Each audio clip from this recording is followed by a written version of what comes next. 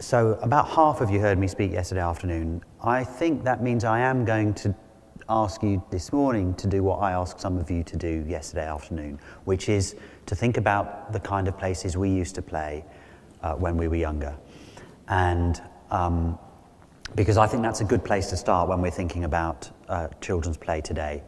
So what I'd like you to do is to picture in your mind one place that you would say was your favourite place to play. And if you did this yesterday, you can make it your second favourite place to play. But just turn to the person next to you and describe that place to them. And I'm going to give you about 1 minute and 23 seconds, a little less time than yesterday, and then we'll do some quick feedback afterwards. Okay, so your favourite place to play when you were a child. Off you go. Okay, thank you. So let's, again, those of you who were here yesterday will know what's coming. I'd like to ask you a couple of questions and a quick show of hands. So how many of you would say that your favourite place to play was out of doors? Okay, I think we get the picture there. And how many of you would say that your favourite or second favourite place to play was somewhere that was not directly supervised by adults? Right, okay. And I think we get the picture. And I'm going to give you a rough list of the kind of places people were talking about yesterday. People were talking about the creeks, scraps of woodland, vacant lots, maybe the far corners of their back gardens, the street. Ravines, I think, was mentioned yesterday afternoon. Anything I've missed? Anyone? Playgrounds? Okay. I'll come back to that. The local beach. Right, yes, we were talking about beaches earlier. So I hope what this brings home is that the most resonant places from our own childhoods are places that are where we could feel a sense of possibility, where we could kind of get to the grips with the world around us on our own terms, and where there weren't adults around kind of messing things up. Today the world is different. But I think what that exercise reminds us is of what I think of as a kind of magic ingredient, a vital ingredient of a good childhood. And we're talking about free play here. We're talking about being in a place and time where you set the agendas with, maybe with your friends, you set the rules, you go where your inclinations and your imaginations take you. And I think that kind of experience is just as important for children today and just as valuable for children today as it was for us. So really what I'm going to talk about this morning is, it's a story. It's a fairly sort of straightforward story of how the successive governments in the UK over the past 10 or 15 years have come to an understanding of and supported the creation of good play opportunities. And it's been quite a roller coaster ride, as you'll see. So we talked about playgrounds earlier. Again, just a quick show of hands. How many of you, here's a playground, how many of you did say their favourite place to play was a playground? Maybe 10, I'd say. So that's an important learning point right there, yes? On the whole, if we think about what do we as a society, what's our offer to children, as somewhere for them to play, it tends to look something like this. I'm just going to say a few words about what we mean by play, because again, I think we feel we have an intuitive sense, but it's worth trying to unpack it a little bit. And anyone who's tried to do that will know that it ain't easy. Different theorists, different disciplines have got a sort of different takes and perspectives on play, but I'm going to draw on a book by Peter Gray that's just come out. It's called Free to Learn, and he is an American psychologist who's got a deep interest in children's play, and it's a very engaging book, and it's quite a radical book. And so one of the things that he talks about that's really central to play, which I think pretty much everyone would agree with, is that when we're talking about free play, we're talking about children doing what they want to do. Yes, it's what they're doing is intrinsically motivated, to use the jargon. And so just to to make that real, it's what we're getting at here is the difference between, say, a pickup game of baseball, yes? You know, where you've gone down to the park, there's a few mates or maybe even some people you don't know, and you're just having a game, and you start and finish when you want. There's no referee. If the teams aren't balanced, then you rejig them because it's not so fun if one team is, yeah? That's free play, and then it's quite different to Little League baseball, yes? With Little League baseball, basically, it may be fun, but the grown-ups are setting the rules and running the show, okay? So that's an absolutely crucial distinction. But if you move on from that, then there are some other things that are sometimes seem to be central to play and maybe central to the experiences you were talking about, but sometimes they're maybe not. So there's a kind of cluster of features that we like to think some or most of them need to be in place. So there's a kind of spectrum of playfulness. And Peter Gray talks about things like ongoing control, yes? You know, minute by minute control. Can you change the play? Can you step out and actually, as it were, do time out? There's something about play which is, it's as if, okay? It's not real. There's a really nice example he talks about where there's, I think it might have been Vygotsky who wrote about this, learning theorist, but anyway, he talks about two sisters, and they're sisters, but sometimes they play at being sisters. And when they're playing at being sisters, their behaviour there's a kind of, they've stepped out of reality, and they're modelling a certain understanding and a kind of fantasy and a playful take on being sisters, which is quite different from when they're actually sisters. Play is often, in some way or another, linked to rules, but again, rules that the children and the group of people who are playing have, as it were, signed up to. And sometimes those rules get tested, and sometimes they get tested almost to destruction. And then the last thing that Peter Gray talks about is play is something that, when children are playing, they're in a kind of relaxed, a non-stressed frame of mind. So there's something about not just the motivation, but your kind of mindset when you're playing. And I think it's useful for us to bear in mind, I mean, the overall picture is quite a complex process, and it is really much more about process than outcome. So I think one of the things that those of us who are involved in making the case for play want to do is to say, well, if we're thinking about this rich, complex, and quite powerful human drive, Peter Gray talks about free play being nature's way of teaching children that they are not completely helpless. Then maybe we need to look a bit beyond just what I've got on the screen behind me as our adult offer, yes, our adult invitation, our adult catalyst to respond to this behaviour. I'm just going to dwell a little bit more on this particular playground and pull out some of its key design features for you. We have many, many playgrounds that look like this one back home. So here we go. There's some equipment, kit. There's a fence around the edge, and there's some surfacing. So you've got the acronym is kit, fence, and carpet. Okay, it's a KFC playground. And the illusion with fast food is quite deliberate. I'm pleased to say that here in Canada, the fence at least does not seem to be a typical feature of a playground. We are peculiarly fond in the UK of sticking our children behind dog-proof fences. And often there's no good reason for it. And I'm glad to say you haven't yet succumbed to that particular symptom of risk aversion here in Canada, and long may that continue. But nonetheless, I hope, well, let's just, okay, so what is missing? What's not in this space? Well, kids, in fairness, as someone who does go to playgrounds quite often and take photographs, I may be going at times of the day when there aren't kids, and B, it's actually sometimes a little bit tricky as a lone man going to a playground and taking photographs. So I wouldn't want you to read too much into that, but What else is missing? Grass, nature, yes, we'll talk about nature later. Dirt. Any natural things, yes. Anything else that you think is missing? Think about the kind of places.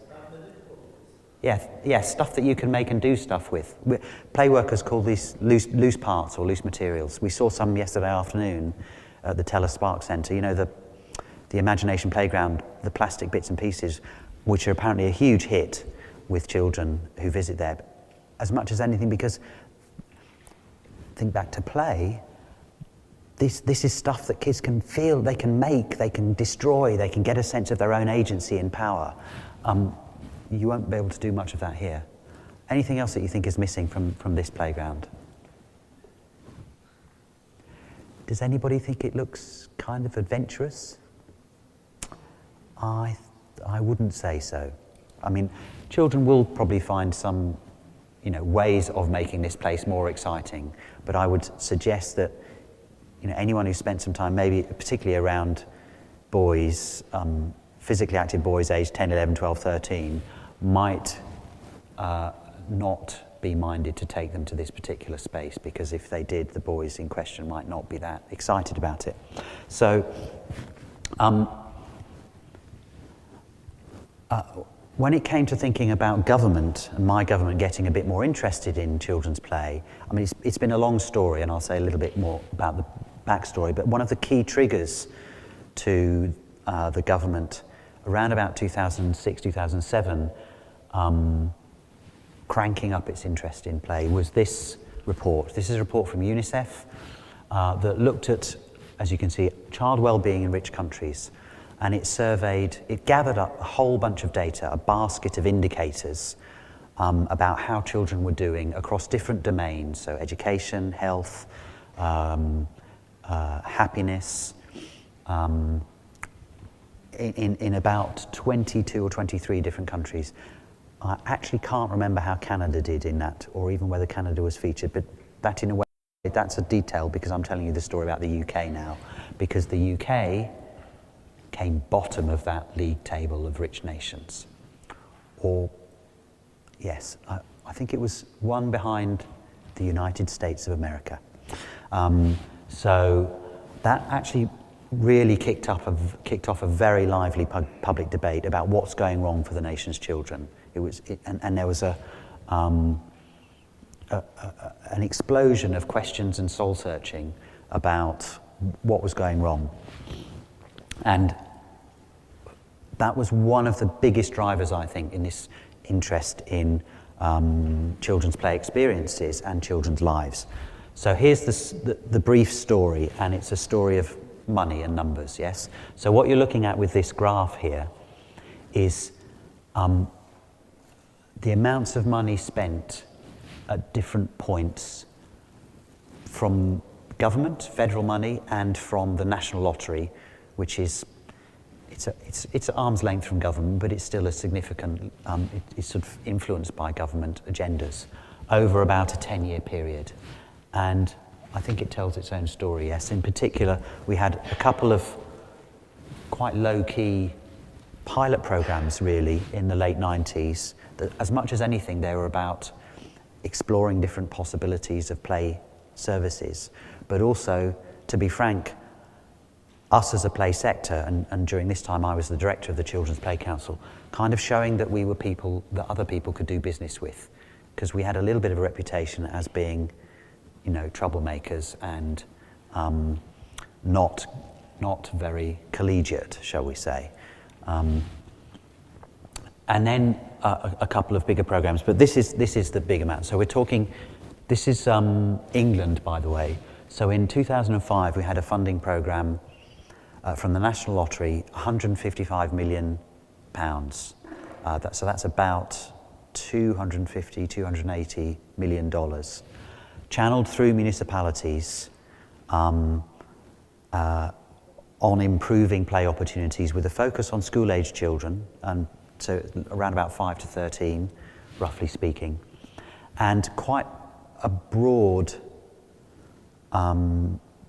remit. So municipalities could look at investment in facilities, in programs, in training, so really quite a wide range, and not a lot of targets. And then just 3 years later, before that lottery program had even finished, it was a 3-year program for each, so each municipality had 3 years to spend the money, had to write a strategy, had to link in what they did with other departments and programs. And then the government came along and said, we are going to invest £235 million of taxpayers' money into improving play facilities. And again, channeled through local authorities, municipalities, but this time with very tight outcomes and frankly a ludicrously fast timescale, which is kind of what happens when government gets muscles in on stuff. So we had every municipality was told, thou shalt create or improve 28 play areas. Thou shalt invest in training for play workers. There was, out of, I think about 110 municipalities, 30 were chosen to be what was called play pathfinders.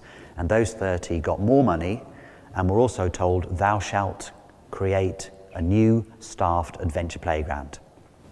I'll just explain, those of you who aren't familiar, the adventure playground is a model of providing play opportunities where, as well as creating a hopefully adventurous and exciting outdoor space, you have an indoor space, a building of some kind, and you have paid staff who are on site, who are there not to lead children, not to take them through structured programs, but to be a facilitator, a resource, and to kind of keep a weather eye out on the space.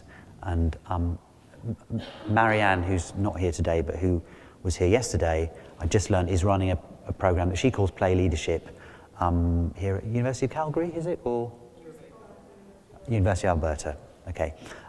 So that was news to me because I hadn't realised that there is a model. She talks about play leadership, I think, doesn't she? But it's pretty similar.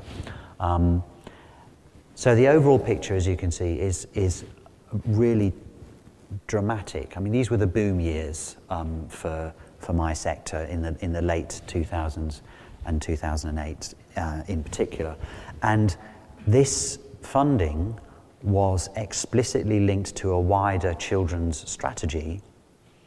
And just to remind you, at this point we had in our government a cabinet minister whose title was the Secretary of State for Children, Schools and Families. Okay, so not just education, but a much broader portfolio. He was Ed Balls, who, those of you who follow British politics, just lost his seat, ex-Shadow Chancellor of the Exchequer. So there you go, he might identify with the idea of roller coaster rides. And so, yes, just to say a little bit more about what this programme, the shape of this programme, it was part of what was then described as a 10-year national play strategy. I've mentioned the money and LAs, apologies for the jargon, LAs means municipalities, as I say, 30 Pathfinder local authorities, overall 3,500 new or improved play areas, 30 new adventure playgrounds, focus on children aged 8 to 13. And then this last point, is this? Yeah, there we go. A new national indicator. So this was, I don't know if you have these in Canada, but local authorities, municipalities, there used to be quite a tight performance regime where municipalities were given a whole bunch of targets. And this new target was developed and adopted by government that was about children's satisfaction with their local parks and play areas. Right, so as you can see, it was a pretty exciting time. And we saw some quite different types of playgrounds emerging. I think I used this slide yesterday. We saw a raising of our aspirations and design quality, much more naturalistic feel with play areas. We saw play areas being built in the woods, which was something that, and actually I've been to this particular site in North London. one of the nice consequences of that was that children would come and they'd start playing in the play area, and then they'd spill out and start, building forts and playing in the streams in the nearby. You can see the stream in the background there. And we also saw new forms of play work-based play services. This is where there are staff in play, and this is what's sometimes called play ranger approach. So this is teams of play workers who arrive at an open park, a public park, with a truckload or sometimes even just a shopping trolley of stuff. Again, loose material, stuff that kids can do stuff with. And in this case, you can see the stuff included some kind of collapsible swings, but also, craft materials, kind of junk, and it was just, hey kids, come down, do what you want to, and we'll be here from this time to this time once a week. So lots of different ideas. And these are the two cabinet ministers who were overseeing this programme. And as well as, this is a quote from the Play Strategy report. So this is Ed Balls here on the right, Andy Burnham on the left. I've shown this this picture of the two of them on an American swing, which is what we call those things. And I remember showing it in Japan, and the Japanese audience were absolutely stunned that cabinet ministers would be willing to put themselves and actually they got a little bit of stick on social media for this photograph, but I think hats off to them. But you can see what they're saying here. It's not just about playgrounds or play facilities, it's about getting the people, the decision makers, to think about play more, for local authorities to give a high priority to supporting and promoting outdoor play, and play in public space being seen as an essential characteristic of a healthy community. And you can see the links with what I was talking about last night around this idea of child friendliness and children being out and about and playing as being an indicator, yes, in the same way that seeing lots of salmon in a river is an indicator of the quality of that environment, seeing lots of children out and about, different ages, with their parents and without, is the sign of a healthy neighbourhood. And the interesting thing about all this was that it was not a controversial party political issue. There was actually more or less bipartisan support for this move.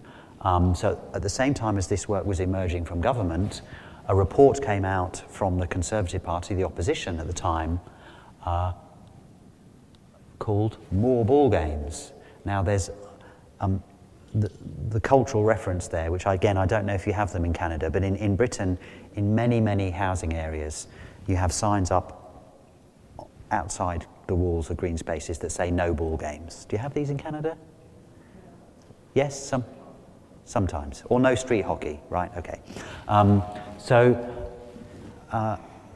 This was a policy report produced. This is David Willits, who was at the time a senior opposition politician. He's likely to still be in government, and you can see he's talking about we must allow our children to be seen and heard. And again, this report was partly driven by that UNICEF report that I mentioned earlier. So all of this, going with the grain of public debate and public thinking about children. And we had some evaluations where researchers went to play areas and talked to children and families about their experiences. And you can see, so this is not, this is an independent evaluation. Parents and children are extremely positive about the recent changes to the play areas and felt them to be much improved. Most local authorities reported more and in some cases different types of users. And we even had, there was a big survey of children's views on, amongst other things, parks and play areas, that was conducted each year. So what we're able to do is look at how that differed, how it changed from one year to the next. So just to explain this chart here, the light blue is the scores for satisfaction in, I think it was 2008, and in the dark blue, 2009. So you can see that in just 1 year, you had about a 9-point increase in children's satisfaction with their parks and play areas. That's a pretty impressive leap. We don't, sadly, for reasons that will become clear in a moment, this evaluation, this survey, this big market survey in effect of children isn't running anymore. So we don't have any more data that's more recent to know these trends. Because this happened, right?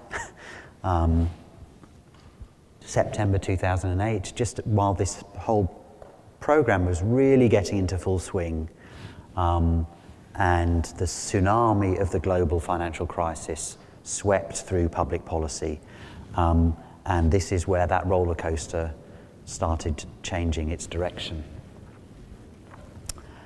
So the first thing was about 18 months later, so this is the new government, remember our coalition government, a change of political complexion came in and said, okay, sorry everybody, we've got to save loads and loads of money. This letter basically said, you know that money that the last government promised you for play areas? We're going to take it back.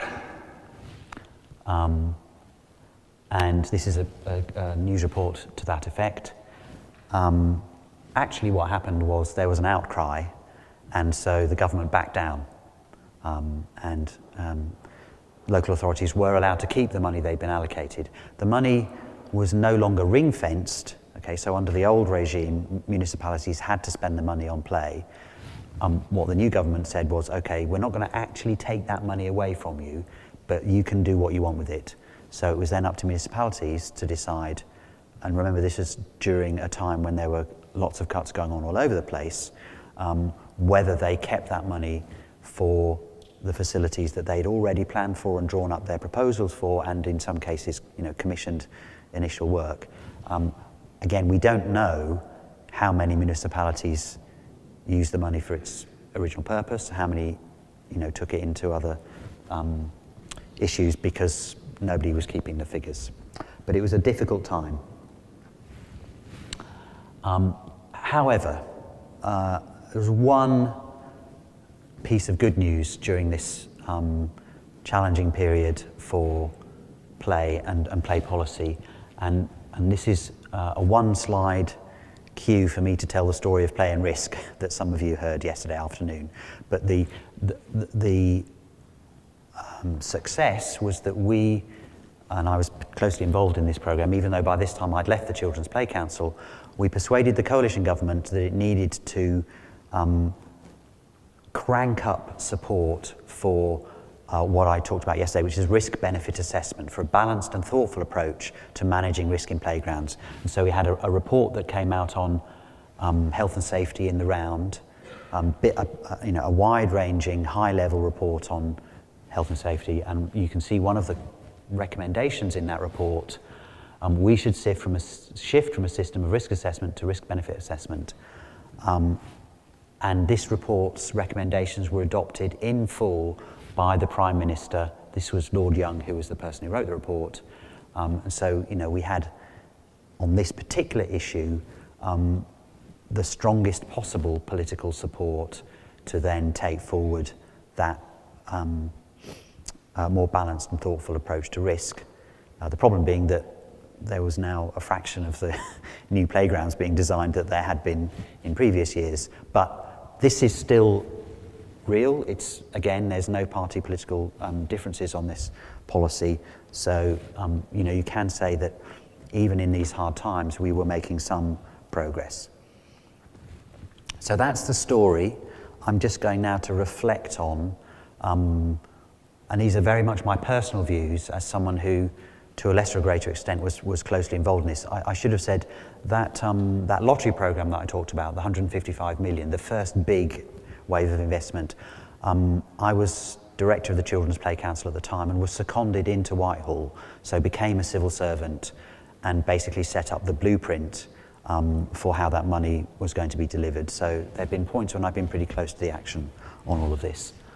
So just to pull out, as I say, a few personal reflections on what we've learned from this experience. And some of it's about the good times and the progress, and some of it's about some of the less positive things. But I talk here, we had foundations to build on. When I say we, I mean the play sector, yes, the play movement. And in particular, the foundations of this ethos and this discipline called play work, and a group of people who are very committed, very passionate about what they do. They may be a little bit recalcitrant, but they've got a lot of understanding and commitment, and that provided a kind of platform for engaging with a wider group, and I mentioned partnerships in the next point, in taking forward the goal of creating better play opportunities. So, for instance, one of the organisations that we at the Children's Play Council worked with fairly early on, one of those small pilot programmes, was a joint funding programme with Barnardo's in the UK. Now, Barnardo's in the UK is not a million miles away from the Boys and Girls Club. Actually, it's a charity that has its roots in big children's residential homes, but these days it works much more on different community-based settings and kind of working with disadvantaged communities and children. And that programme was really valuable in all sorts of ways, in building up our profile as a sector, in delivering some good projects, getting some evaluation, and showing other people, as I said, that we were clubbable. We also, and I can think about this personally, learned the ropes of political lobbying. There is an art to lobbying. It's like a lot of things in life, you learn a lot from experience and from your mistakes. It's not particularly playful, I have to say, but it's certainly something that you can learn a lot through hands-on work. And I think the last point, and I'm thinking particularly of the Children's Play Council, which was and is in its new form, amongst other things, a membership organisation, did provide leadership and direction for a previously somewhat disorganised and actually at times kind of prone to infighting group of people. So here's what I take out of that experience. I think getting a shared understanding around vision and values is really important. And that's why I dwelt a little bit at the beginning about play and what play is. It took us quite a long time in those early years, in the late 90s and the early noughties, to realise that when we talked about play, there were people who actually just weren't on the same page as us. So immediately went from play to sport, for instance. Okay, I hope you can see that there is a huge distinction there. And I think it's a distinction that no matter what else we've lost, there is now a clear understanding both within government but also in the wider public about the difference between play and, say, sport or arts activities. Second thing, learning from the success of others. We watched in those early years of this growth, for instance, the growth of school-age childcare as a form of vision.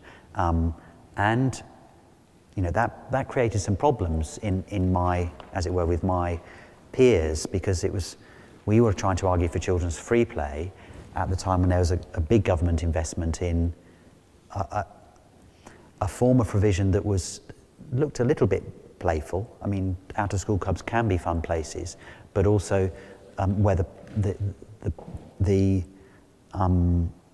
quality of the offer for children was sometimes left something to be desired. But what we learned was that you have to engage. If you want to make the case, you have to engage. You have to talk about what difference your facilities or programs will make. I've already talked about kind of influential allies. Another ally that we worked with quite closely for a time was, there were a couple of environmental and transport campaigning organisations. So one was Friends of the Earth, and the other was an organisation that was called Transport 2000, which is now called the Campaign for Better Transport. And that was focusing on streets and how to make streets places that weren't just places for cars, but also places where children can play. And I'm going to come back to that in just a few minutes. One of the things that we got pretty good at was using the media. And one of the ways in which we did that was we had an annual campaigning day called Play Day.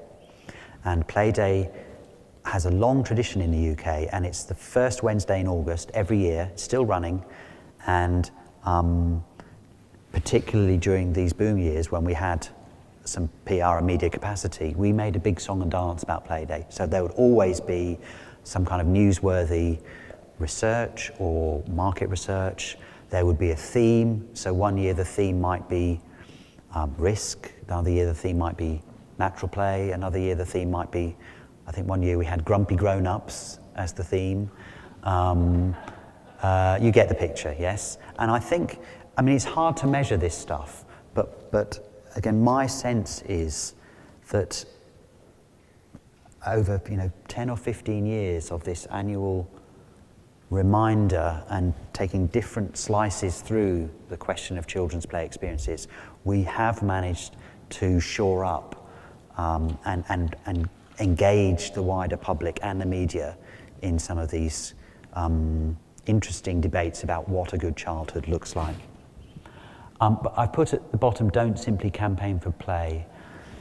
What am I trying to get at there? I guess I'm trying to get at, and some of you have heard me talk about this already, if we see play as something that children generally are naturally wont to do, yes, it's a natural impulse for children, then let's think also about not just where children can play, but how children get around, how much independent mobility children have. Let's build links with those who are involved in parks and public spaces, where those facilities and spaces might not be and often aren't just for children, but you get the picture. Some of the barriers that we faced, I'm looking at now, and obviously the huge one, and it remains a massive challenge, is it's almost impossible to find new funding for new programs now. Just a bit of background, one of the differences between the public policy context in the UK and here in Canada is that municipalities are incredibly dependent on central government for their funding. I don't know the exact figures, but something like 90% of the money that municipalities get to spend is just directly given to them by central government, and they have no real say over it. Okay, so their own tax-raising powers are tiny, and I think that's very different here. Obviously, creates both opportunities and challenges, but in this case, it created a huge challenge because that tap was, really turned down during this period. I'm not going to dwell too much on these two sort of public attitudes and safety fears. I do think they're the kind of things that I was looking at yesterday afternoon around the discussion around risk, but I do think we're seeing a real shift in a more positive direction on both those issues. So safety, but also things like the concerns about the overschooling of children and pressures on children within the school. And that's, my sense is that's a bigger problem in the UK than it is here in Canada, although people tell me it is a big problem here as well. And this last point, it's often thought, I think, by parents and by policymakers that the problems of finding good places to play are really problems for urban children, and that rural children are all right because they can go off in the fields and blah, blah, blah. And actually, it's not like that. It really isn't like that. In fact, rural children are often the most restricted in their play opportunities. Children, particularly children in small rural villages, we were talking about this with some people yesterday, there might not even be sidewalks, pavements in the village where they live. There might be a very small number of other children. There might be nowhere, literally nowhere in the village where it's okay to play. And you are entirely dependent on the parental taxi service to get anywhere. So, But there are some interesting opportunities emerging. And I've put 4 up here: schools and childcare, streets, new housing. We're building quite a lot of new housing in the UK. We've got a fast-growing population. And this last one, which is a little bit interesting, it's not really going to be a central focus for public policy, but countryside and tourist destinations. So we're seeing, our Department of Forestry is building and thinking about play and trying to get children and families out into the woods. The National Trust, which is our biggest, very influential national charity, has actually engaged strongly with play. It's come up with a lovely campaign called 50 Things to Do Before You're 11 3/4, which is a kind of it's a bucket list for the pre-teens, yes? And it's things like, roll down a hill, catch a frog, climb a tree, fly a kite. And it's a sustained, it's not just a kind of, market one-hit wonder. They've actually followed through on these ideas by each of their properties. So they're, your typical stately home or countryside, beautiful landscape. You'll arrive in your car and you'll get out and there'll be a little notice that says, here's some of the 50 things that you can do in this location. Here's where you might want to go and do them. But I'm not going to talk too much about the last 2. I want to talk just a little bit more about the first 2, schools and then streets. And so in schools, there's a really interesting new kind of model for providing play opportunities that I talked about yesterday, and I'll talk about it again today. It's called Scrap Store Play Pod, and it's taking that junkyard playground ethos and bringing it into the school playground. So these are, it's basically a shed with a shed load of stuff, recycled office equipment, tyres, tarpaulins, ropes, traffic cones, and an open offer to children during recess, so during lunch times, to come take this stuff out, play with it in any way they want, and then at the end of the day, typically at the end of the session, it just goes back in again. Now, what's really interesting about, lots of really interesting things about this programme, but for me, one of the most interesting is there are now 200 schools across the UK that have taken forward this, and this is in the absence of any public policy or government support. Yeah, this is schools who said, we want to do this from our own resources, with our own money. It's about, just to give you a rough idea, it costs about, let's say $15,000, $18,000 to get the kit and have the first year of training and hand-holding. And actually there's quite a lot of training that goes on. Most of the training is basically about trying to get the supervisors to back off, to be relaxed, to take a more balanced approach. So it's not as much as you would pay for a full-blown playground revamp, but it's still not it's about a third the cost of an extra teacher, and I think it's mainly spreading by word of mouth. Schools are seeing, other schools are seeing the impact. We really need to do some proper evaluations of this, which I'm talking to these people about. But anecdotally, here's what happens. First thing that happens, kids love it, absolutely love it, go wild. But it's sustained and lasts. It's not just a kind of quick novelty hit and then everything goes back to normal. The other thing that happens is that accidents and incidents during the playtime plummet, okay? So your typical school, I've had an example, one school that reckoned it was spending maybe 3 hours a week of the head teacher and senior staff time dealing with the aftermath of rows and disputes in the school playground. And that dropped after this was introduced to about 10 minutes, 10 or 15 minutes. Okay, that's cold, hard cash right there, if you add up the staff time that's being devoted to this. And you find things like children playing with children of a different age. So you get much more age mixing. You get children with different abilities and interests kind of coalescing around different projects. So the children who, before the play pod, basically found playgrounds, difficult, challenging, and hostile places, could find their own way to feel engaged and connected. And it might be literally on their own. It might be little, projects that they're doing by themselves, or it might be with other children.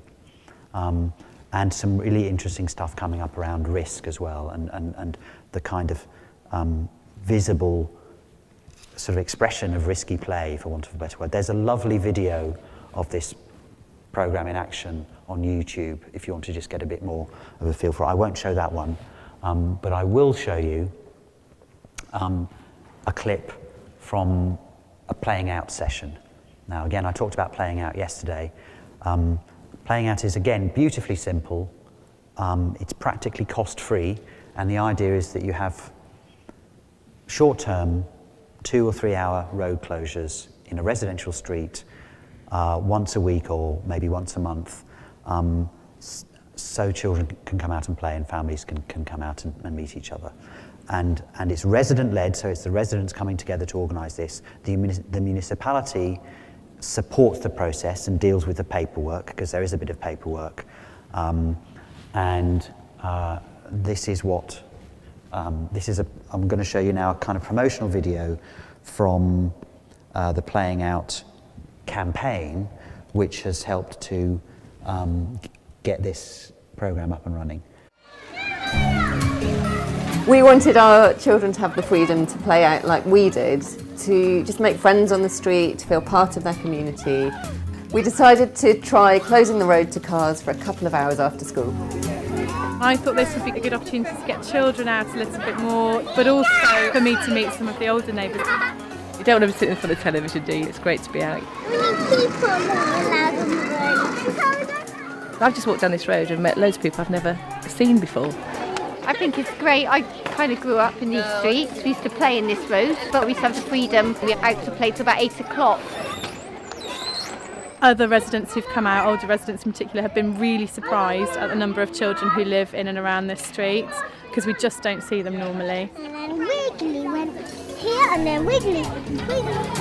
Thousands of people have now been involved in playing out on their own streets all over the UK. We hope this is a small step towards all children having the freedom to play out where they live every day.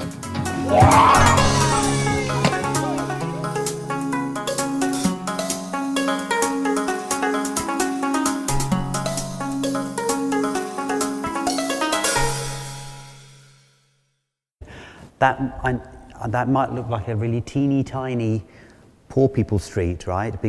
But it isn't. This is a mixed, and I mean mixed, I don't mean mixed as a kind of euphemism for poor. It's a mixed area of Bristol that is a very typical street that millions of families would live in.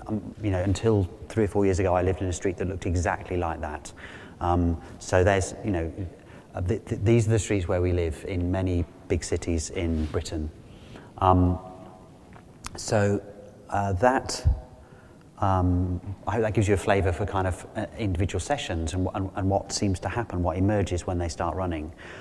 Just to say that we've now, there are about somewhere around 30 municipalities that have got some form of play street playing out sessions running, and in some cases there are a lot of individual streets who are running these programmes. So I completed an evaluation report for one municipality, which is Hackney in London, one of London's poorest municipalities, and there are at least 30 streets now in Hackney where residents have come together and are running these programmes, typically on a kind of Sunday once a month. So in a short period of time, 3, 4, 5 years, we've seen this initiative spread dramatically. I mentioned last night there are similar programmes that have been inspired by this model that are now running in Australia, certainly in Adelaide and Perth, and I've heard in Sydney as well. And I mentioned the kind of opportunities in terms of public policy, and the last government, the one area where the last government invested in play was a national programme to support this model. So this was funded by the Department of Health, and basically funded on the basis of the kind of physical activity benefits. And that program is ongoing, and the Children's Play Council, which by the way became Play England, so Play England is the same organisation which changed its name, and Play England is in conversation now with government about a building on this programme. It's a comparatively small sum of money. I think it's about £1.5 million, 2 million. So compared with the funds I was talking about earlier, it's modest, but it's still. I'm a big fan of this. I find it hard to think of a better initiative to not just give children in local neighbourhoods better play opportunities, but also to kind of help turn around some of the thinking about streets. One of the lovely things about this, if you're a parent and you want to kind of do something to give your kids better play opportunities, trying to figure out what to do, and maybe you want to do something more than just go to the park or sort out other parents to go to the park with you. Your neighbourhood needs something needs to happen. Then campaigning for a new playground or campaigning, to get, better facilities in the park can feel a big ask. But if you've got a supportive municipality and you think you can build up the support in your own street, you can have a scheme up and running in 3 months. Okay, so as a kind of stepping stone for parents, and by the way, it's parents who supervise this. So you've got, typically you'd have 2 pairs of, you'd have a pair of residents at each point where the traffic might come in. They've got their high-vis jackets on, and they're just, so it's community action is what we're looking at here. So where am I?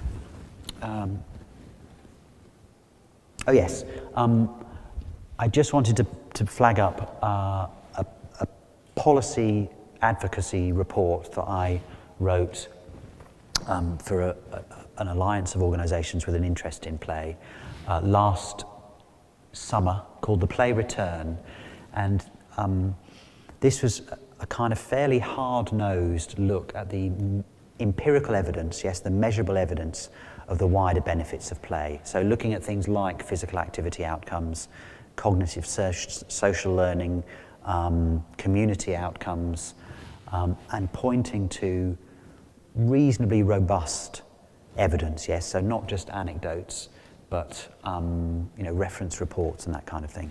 So, and that seems to be opening some doors. And I think there's the kind of campaigning lesson there is, my sort of one sentence take on campaigning advocacy is, you need to win over the hearts, but you also need to win over the minds. Yes, so the hearts is about that, a clear and positive vision of a good childhood and pointing out some of the problems that we're facing at the moment. But the minds is, some of the harder evidence about the difference that different programs can make. The story continues, and we don't know where the story is going to go now. I'm sure there'll be some other twists and turns on the way, but that's where I think I will stop. Thank you very much.